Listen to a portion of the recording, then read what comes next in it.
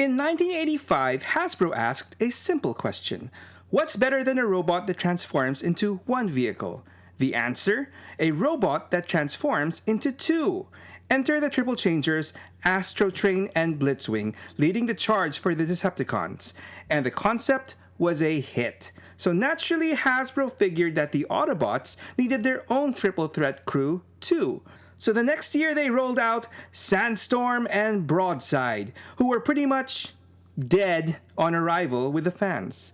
But thankfully Hasbro had one more ace up their sleeves, a third dude whom you could say sprung to the rescue, proudly declaring, "I've got better things to do tonight than die."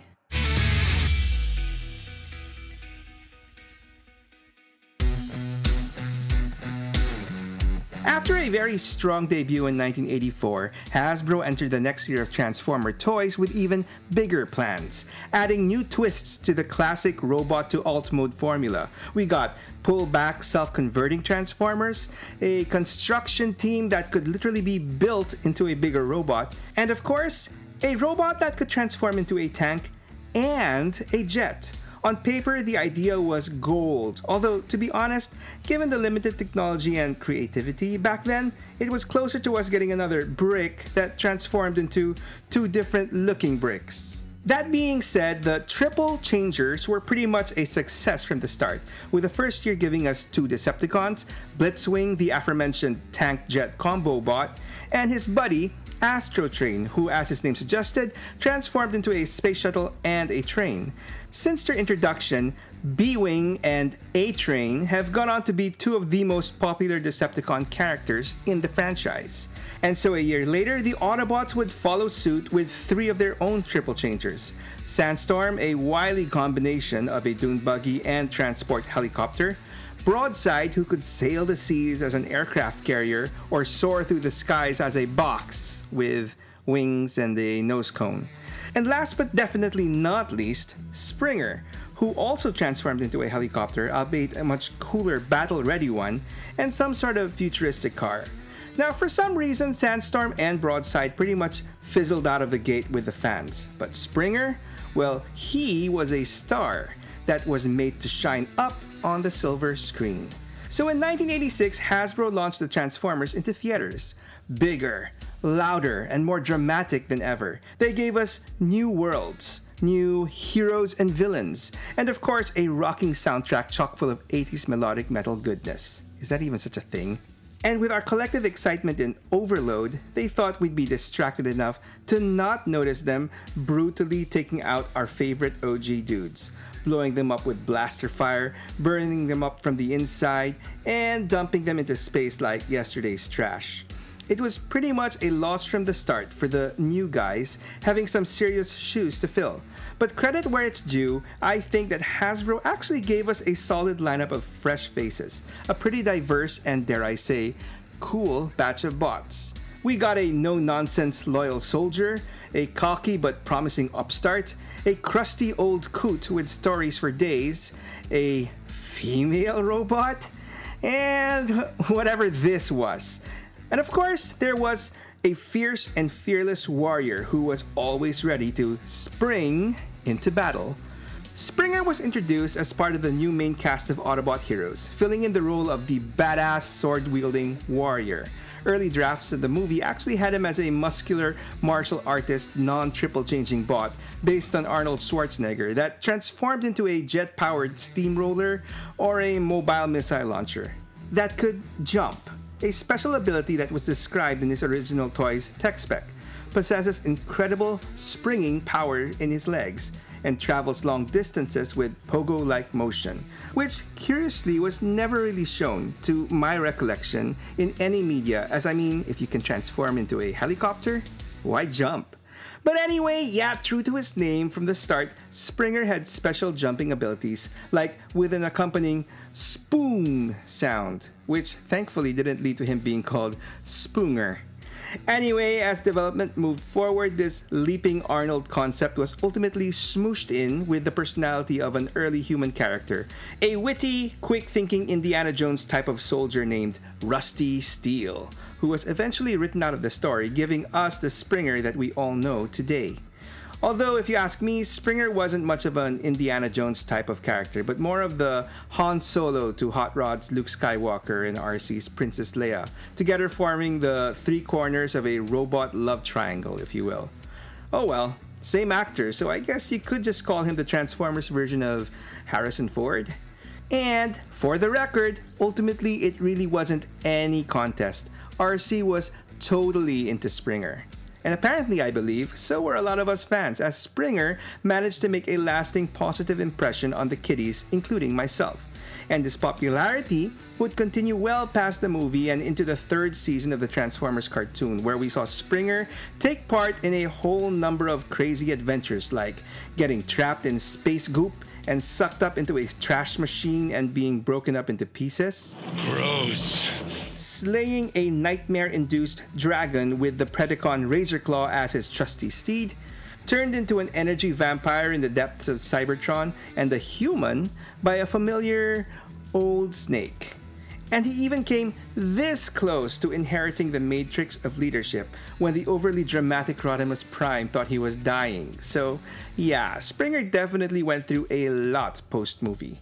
But despite all those crazy animated adventures, I would argue that Springer is best known for his role in the original Marvel and later IDW comics, where the Triple Changer is best known for being the on and off again leader of the Wreckers. Now, for those not in the know, the Wreckers were sort of a Black Ops X-Force team of Autobots introduced in the pages of the Transformers UK comics, assigned to take on often suicide missions that normal bots wouldn't. These were tough, rough, and gruff dudes that no one would miss if they died.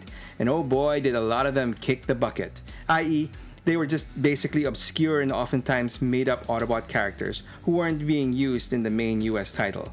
I've got a whole video on these dudes that you can check out after this one. I'll place a link in the description below. So Springer, along with his triple changing bros Sandstorm and Broadside, join up with this crew, and eventually Springer is elevated to top wrecker when the original leader Impactor is killed.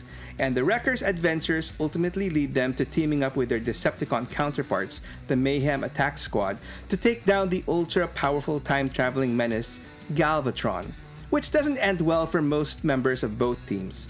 Springer survives, of course, and together with the remnants of the two squads, forms a new one called, well, the Survivors, which, given how it's a team composed of Autobots and Decepticons, doesn't last that long either. Anyway, while Springer manages to stay alive up until the end of the Marvel comics, he apparently meets his unfortunate end years later in Regeneration 1 by IDW, which was meant to be a continuation of the original story. Springer is shot down by Starscream and executed in cold blood by none other than Megatron himself. Anyway, while IDW pretty much ended Springer's story in that iteration, fortunately, they too had big plans for Springer in their own continuity of the Transformers. But speaking of plans, boy do I have some big ones for this channel as well. And what would you know, I really need all of you, my awesome viewers, to execute them.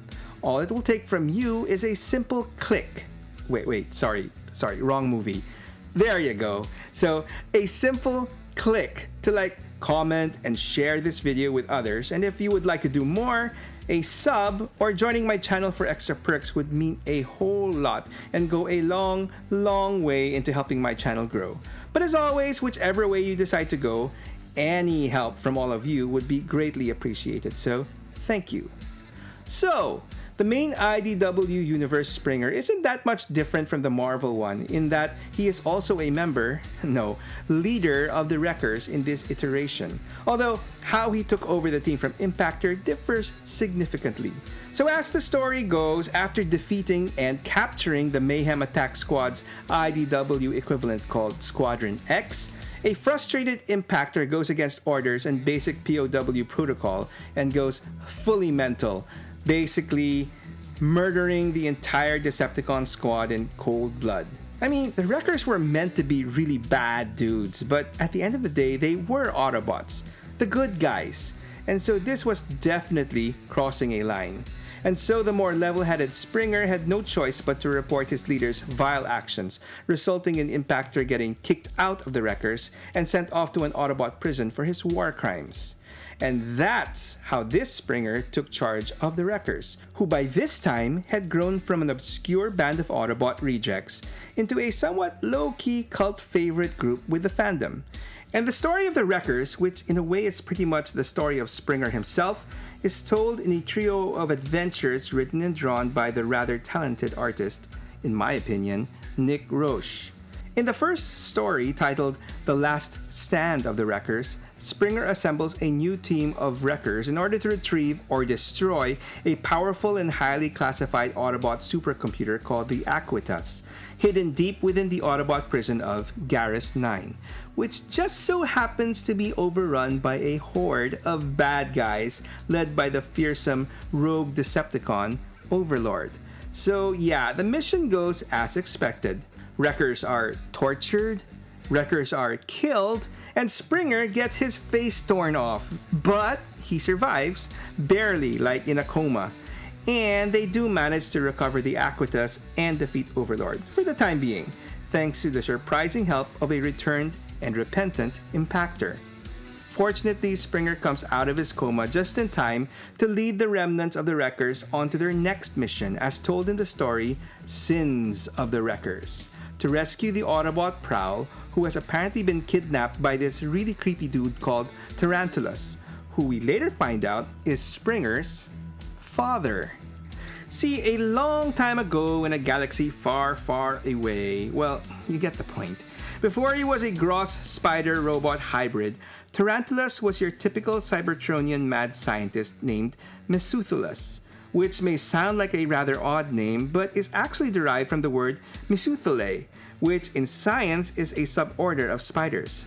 Just so you know that the writer Nick Roche wasn't just pulling random names out of his ass. More on that later. The name etymology, that is, not the ass pulling.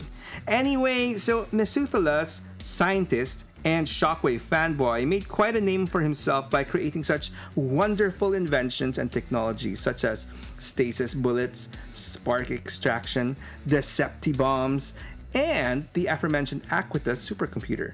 But what Mesuthulus considered to be his greatest success would be life itself, or to be more specific, an artificial life form that he dubbed as Osteros, a name that was derived from the name Ostara, or Yoster, who was a Germanic goddess associated with new beginnings, the dawn, spring. You see where I'm going with this? So in the IDW universe, the being that would eventually become Springer was originally an artificial Cybertronian powered by an artificial spark and maintained by a synthesized copy of the Matrix energy field, making him indistinguishable from the genuine article. Anyway, eventually Mesuthulus' controversial work got him into too much trouble, forcing the Autobot Prowl to have Impactor take care of him by banishing Mesuthulus into one of his inventions, a pocket dimension prison called the Noise Maze. And as for Osteros, Prowl secretly falsified his origins and he was made into the Autobot Springer and was basically raised by the Autobot Cup. Anyway, revelations aside, this mission ends as most Wreckers missions do. More Wreckers are tortured, more Wreckers are killed, but Prowl is rescued, so yay! Honestly, there really is a lot more to Prowl in this story, but I'll save that for his episode. Springer's final story in the IDW universe is told in the Requiem of the Wreckers, which sees him reunited with Tarantulus, who despite past actions still yearns to reconcile with his son in his own creepy way.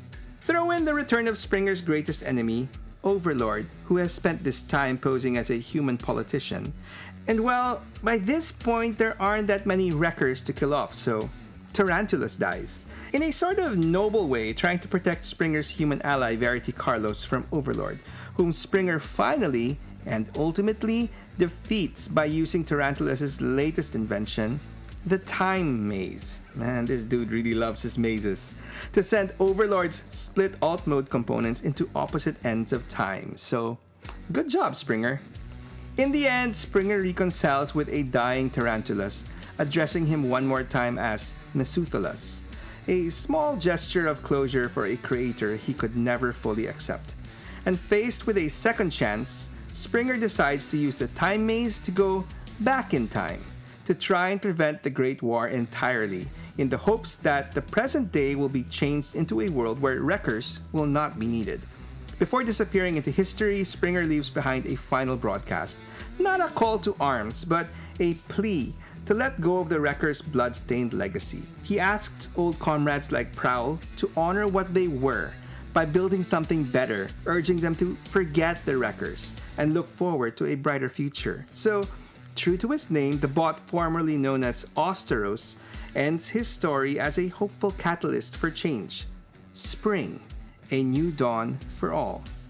Now, given his quite prominent role in the '86 movie and as the most recognized leader of the Wreckers, it's no surprise that since the original vintage toy, which I myself never got, Springer has had quite a few newer toys released. Although for a time, most of the earlier Springer toys basically ditched the whole triple changer gimmick and have kept him mostly as a helicopter. Although every now and then, I believe he was an armored car and even once an osprey. Yup, at some point, Springer was slated to be part of the second live-action movie, The Revenge of the Fallen, but was ultimately scrapped. This version manages to exist through early concept art, comic appearances, and random toy releases as line stuffers, which was basically what most of these new Springer toys were. Cheap and easy, green and yellow repaints of other older characters that Hasbro repackaged as Springer just for the easy buck. So it's quite ironic that the first accurate modern rendition of Springer wasn't actually officially a Transformer. Meet Warbot Defender from the third-party company Fans Project. Released in 2010, this is quite a historical piece, as it is the first fully transformable third-party robot. Prior to this, Fans Project and other companies like them just did add-on kits for existing Hasbro toys. So while they couldn't market this dude as Springer for obvious legal reasons, for all intents and purposes, this guy was Springer in all his green and yellow triple changing glory. And unlike his original toy, he looked pretty good in all three modes. Warbot Defender may be a bit dated in the looks and engineering department, but he's still a great toy that I think, historical significance aside, still holds up pretty well against later Springers released after him. Speaking of which, in 2013, Hasbro finally gave us their first modern, triple-changing, all-original Springer as part of the Thrilling 30 line. Actually, this may have been an extensive retool of a toy of his triple-changing buddy Sandstorm, but that toy was released after Springer, so there. To this day, quite a lot of collectors have this as their favorite Springer toy, and I don't blame them. Thrilling 30 Springer is completely based on the more stylized look from the IDW comics, which in itself is a bonus since that was arguably one of the best portrayals of the guy. Fans of the more classic look had to wait a little longer, all the way up to 2019, to get the War for Cybertron Siege Springer. Well, some would argue that even this version is still a little bit stylized, especially with its battle-damaged, grimy deco. I think it does the job fine as a fairly faithful modern update of the original toy. But if you're a clean freak and like your Transformers smooth and spotless, Hasbro finally gave us Studio Series 86 Springer in 2024. Now, while some fans cried foul at Hasbro for just retooling the Siege Springer and releasing him at a higher price point, I actually think they did a great job on this guy. Much cleaner deco aside, Studio Series 86 Springer is a definite improvement in design and engineering compared to its predecessor, plus with a good number of added accessories. I'm good with this guy for my chug shelf. Now, it's actually in the third-party front that things get really more interesting for Springer. Since the humble debut of Warbot Defender in 2010, the third-party scene grew immensely in just a few years. And so around 2017, we got what many collectors refer to as the third-party Springer Wars, wherein around 5 or 6 different companies announced their versions of a masterpiece Springer. Among them were the usual suspects. Established companies at the time like Fans Toys, Mastermind Creations, Toy World, and X-Transpots to name a few. But included in the bunch was a new company that nobody had ever heard of, Open and Play. While pictures of their initial prototype looked promising, it seemed like no one was really giving Open and Play any real notice. A brand new company tackling a complicated triple changer as a first product seemed like a recipe for disaster. Despite the skepticism, Open and Play continued production of their Springer, and to many people's surprise, they managed to release their version called Big Spring well ahead of most of the other more established companies. And what was even more surprising was its initial reviews were pretty good. Anyway, like most collectors, I'm a rather impatient person, and so after seeing more pictures of this guy, as well as hearing even more good reviews and positive feedback, I ended up taking a chance and getting myself Big Spring, and I was not disappointed at all. Big Spring turned out to be quite an impressive debut for Open and Play, so much so that another company knocked it off and re-released Big Spring under a new name, Airwolf, with better paint and a better face. Unfortunately, after a few months, despite enjoying Big Spring immensely, I slowly came to the conclusion that he didn't quite fit in with the rest of my masterpiece collection. He was a great toy, but he just felt a little lacking standing next to my more high-end pieces. So when the established company Fans Toys finally released their Springer called Apache, I reluctantly sold off Big Spring and took home this more premium version of Springer.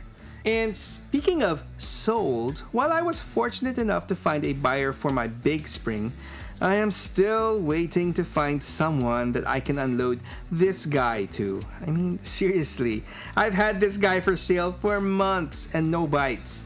Doesn't anybody need another warm body to beef up their masterpiece sweep army? Anyway, if for some reason you have no idea who this is, you can check out his story over here. Or if you want to watch my channel's latest story, you can find it over here. Either way, thanks for watching, and I hope to hear from you in the comments below. Go ahead, tell me your story.